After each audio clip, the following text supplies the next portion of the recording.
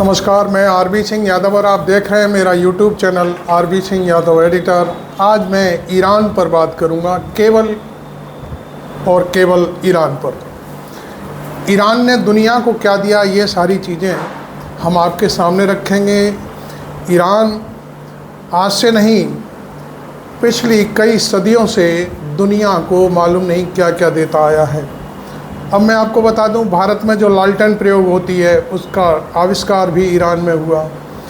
आपने देखा होगा बीमारियों में कुछ दशकों पहले जब चेचक का प्रकोप था, और चेचक तो पहले भी, उससे पहले भी हुआ करती थी, लेकिन उस चेचक का जो टीका तैयार हुआ वो ईरान के अंदर हुआ था। खैर, मैं एक बड़ा एनालिसिस आपके सामने प्रस्तुत करने जा रहा हूँ। मैंने इसको रिकॉर्ड किया है और मैं सोचता हूँ कि ये चीज़ें, मैं समझता हूँ कि आम आवाम के सामने, देश की आवाम के सामने, दुनिया की आवाम के सामने आना चाहिए कि ईरान ने क्या क्या किया। ईरान ने जो बैटरी आज हम मोबाइल में प्रयोग करते हैं, इसकी उससे पहले हम दूसरे रूप में भी बैटरी प्रयोग की जाती थी। वो चीज़ कहाँ बनी, कैसे बनी, उसका आविष्कार कहाँ हुआ, वो सारी चीज़ें मैं आपको दिखाने जा रहा हूँ। देखिए, वो दिया जो आज तक कोई नहीं दे पाया। बैंकिंग सिस्टम से लेकर रोबोट और चेचक के इलाज जैसी बहुत सी चीजें ईरान में खोजी गई। आज भी ईरान 57 मुस्लिम देशों में सबसे आधुनिक टेक्नोलॉजी वाला देश माना जाता है। देखिए, 8वीं से लेकर 13वीं सदी तक ईरान के 8वीं से 13वीं सदी छाए हुए थे। ईरान तरक्की की उन बुलंदियों पर था कि यूरोप और अन्य देशों के लोग विज्ञान की शिक्षा हासिल करने ईरान आया करते। इतिहासकार लिखते हैं कि जिस वक्त दुनिया अंधकार में डूबी हुई थी, उस वक्त ईरान उसे तरक्की के रास्ते दिखा रहा था।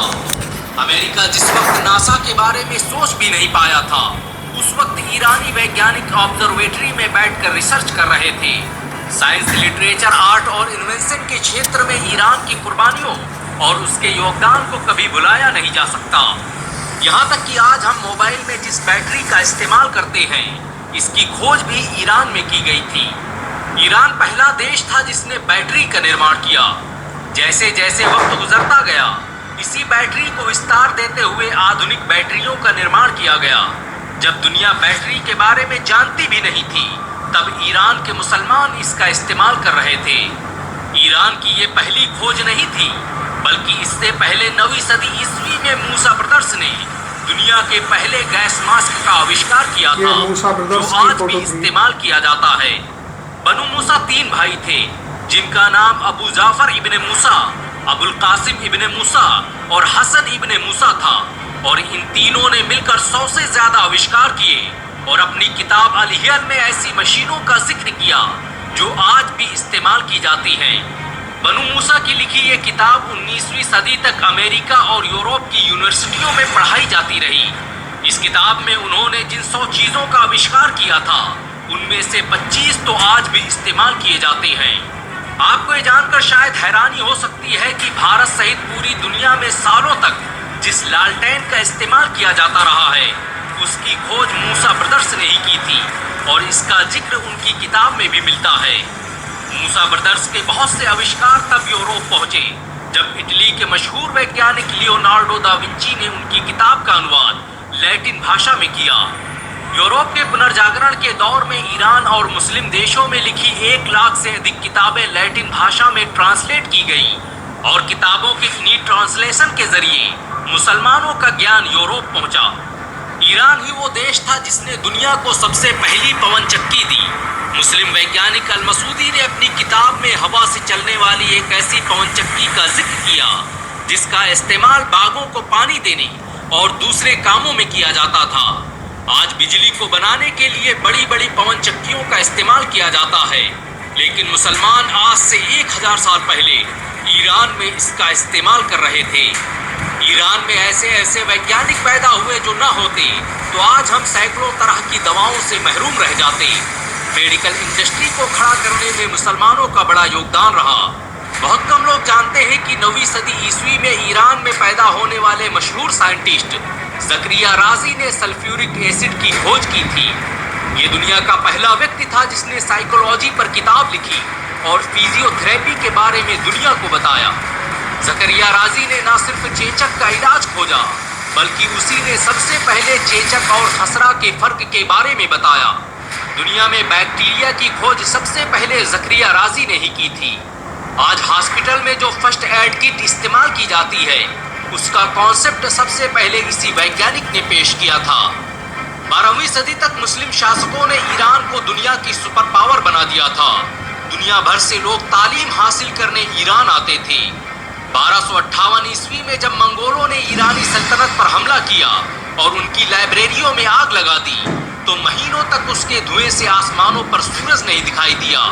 मुसलमानों की सल्तनत तो बर्बाद हुई ही थी, उसके साथ ही उनके लिखे ज्ञान विज्ञान को मंगोलों ने तबाह बर्बाद कर दिया।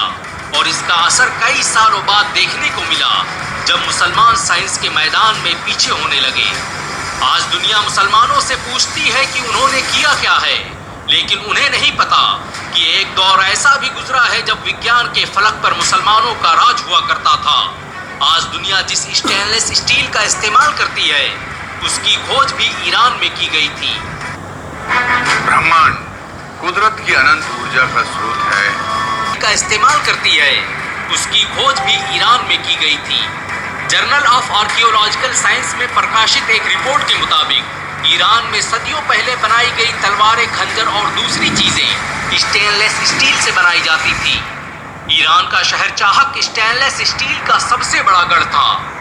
ईरान की तरह ही दमिश्क के मुसलमान स्टेनलेस स्टील को बनाने की तकनीक जानते थे, और यही वजह है कि आज भी इतिहास के पन्नों में दमश्कश स्टील का जिक्र मिलता है, जिससे बनी तलवारों का कोई तोड़ नहीं था। अज़दुद्दौला, जिसने कभी ईरान पर हुकूमत की और जो मिडिल ईस्ट का सबसे ताकतवर बादशाह गुजरा है, उसने बगदाद में एक हॉस्पिटल का निर्माण करवाया था, जो अपने वक्त का सबसे आधुनिक अस्पताल था। इस अस्पताल में कार्डियोलॉजी, सर्जरी, ऑप्थेल्मोलॉजी सहित अलग अलग डिपार्टमेंट मौजूद थे। ईरान के वैज्ञानिकों ने ऐसे ऐसे आविष्कार किए कि लोग उन्हें जादूगर कहने लगे। ईरान के मशहूर मुस्लिम वैज्ञानिक नसीरुद्दीन तूसी ने मरागा शहर में एक ऑब्जर्वेटरी बनाई थी, जो अपने वक्त का सबसे बेहतरीन रिसर्च इंस्टीट्यूट था। जो लोग ऑब्जर्वेटरी के बारे में नहीं जानते, उनके लिए आसान भाषा में कहा जाए तो ये एक तरह का रिसर्च सेंटर होता है, जहां पर आसमान में होने वाली घटनाओं और सितारों का अध्ययन किया जाता है। नसीरुद्दीन तूसी ने इसी ऑब्जर्वेटरी में सबसे पहले मिल्की वे की खोज की थी। नसीरुद्दीन तूसी की ये लैबोरेटरी किसी नासा से कम नहीं थी। आज दुनिया विज्ञान सीखने के लिए चीन जाती है, लेकिन तब चीन के लोग फिजिक्स, केमिस्ट्री, मैथ और एस्ट्रोनॉमी पढ़ने के लिए मरागा आते थे। दुनिया हैरान है कि ईरान ने उस दौर में ऐसे आविष्कार कैसे कर लिए, जिनके बारे में कोई सोच भी नहीं सकता था। आज हम जिस अलजेब्रा का इस्तेमाल कर रहे हैं, उसकी खोज एक ईरानी वैज्ञानिक मूसा अल-ख्वारिज़मी ने की थी। मूसा अल-ख्वारिज़मी ने मैथ पर एक किताब लिखी, जिसका नाम अलजब्र वल मुकाबला रखा गया, और यही अलजब्र शब्द बिगड़कर अलजेब्रा बन गया। आज कौन इंसान है जो स्कूल गया हो और उसने अलजेब्रा ना पढ़ी हो। यहाँ तक कि अंग्रेजी भाषा में जो एल्गोरिथम शब्द है, वो अल-ख्वारिज़मी के नाम का ही बिगड़ा स्वरूप है। आज दुनिया जिन ईंटों का इस्तेमाल करके बड़े बड़े घर तामीर कर रही है, उन ईंटों की खोज भी ईरान में की गई थी। दुनिया के मशहूर आर्कियोलॉजिस्ट रोमन ग्रिसमैन के मुताबिक आधुनिक ईंटों को बनाने की कला का आविष्कार ईरान में ही किया गया था। यहाँ तक कि दुनिया में सबसे पहले बेहोशी की दवा ईरान में ही बनाई गई। ईरान में जन्मे अबू रेहान अल-बैरूनी ने इतिहास में पहली मर्तबा जमीन से सूरज की दूरी का पता लगाया।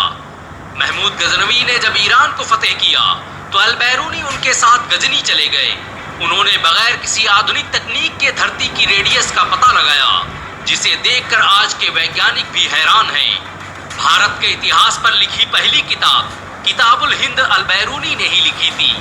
अल-बैरूनी की योग्यता और विज्ञान में दिए गए उनके योगदान को देखते हुए चांद के एक गड्ढे का नाम उनके नाम पर रखा गया। ईरान के मुसलमानों ने दुनिया को बहुत सी चीजें दी। दुनिया का पहला मेडिकल इंसाइक्लोपीडिया ईरान के वैज्ञानिक इब्ने सीना ने लिखा था, जिसमें हजारों बीमारियों का इलाज मौजूद है। इसी ईरान में जन्मे जाबिर बिन हय्यान ने तेजाब की खोज की थी। तेजाब खुद एक फारसी शब्द है, जिसका मतलब होता है एक ऐसा पानी जो सब कुछ जला दे। जाबिर ने एक ऐसे तेजाब का भी आविष्कार कर लिया था, जिससे सोने को भी पिघलाना मुमकिन था। जाबिर बिन हय्यान ने नाइट्रिक एसिड, आर्सेनिक, फास्फोरस और क्लोरिक एसिड की खोज की, जो आज पूरी दुनिया में इस्तेमाल किए जाते हैं। आज हम लोहे को जंग से बचाने के लिए जिस वार्निश का इस्तेमाल करते हैं, उसकी खोज जाबिर बिन हय्यान ने ही की थी। दुनिया का पहला आर्टिफिशियल दिल ईरान के वैज्ञानिक तोफी मुसीबंद ने बनाया था। ईरान की तरक्की का अंदाजा इसी बात से लगाया जा सकता है कि सिर्फ 2008 में ईरान में 9,570 से अधिक नई चीजें खोजी गई। ग्लोबल इनोवेशन इंडेक्स की रैंकिंग में ईरान 67वें स्थान पर पहुंच चुका है। ईरान में आज 400 से अधिक मेडिकल रिसर्च फैसिलिटीज चल रही हैं, जो बताती हैं कि आने वाला समय ईरान का है। ईरान अकेला देश है जिसे अमेरिका और इजराइल अपने खतरे के रूप में देखते हैं, क्योंकि उन्हें पता है कि ईरान के मुसलमान बेदार हुए तो वो दुनिया का इतिहास बदल कर रख देंगे। ईरान को अगर 57 मुस्लिम देशों का साथ मिल जाए तो वो दुनिया की सबसे बड़ी सुपर शक्ति बन सकता है। ये वीडियो उन लोगों के मुंह पर तमाचा है जो कहते हैं कि मुसलमानों ने विज्ञान के क्षेत्र में किया ही क्या है। वैसे ईरान के बारे में आपके क्या विचार हैं, नीचे कमेंट में ज़रूर बताएं। अगर आपको ईरान ने क्या क्या किया ये आपने इस वीडियो में देखा। आपको यदि वास्तव में ये चीज़ें पसंद आई हों, ये नॉलेज आपके लिए है, तो आप इसे शेयर कर सकते हैं। और कोई बात आपको अपनी एडवाइस के रूप में लिखनी है, वीडियो अच्छा लगा बुरा लगा, तो आप इस कमेंट बॉक्स में भी आकर के अपनी बात कह सकते हैं। और अभी तक ये चैनल आपने सब्सक्राइब नहीं किया है तो ज़रूर कर लें। Thank you very much. मैं आरबी सिंह यादव।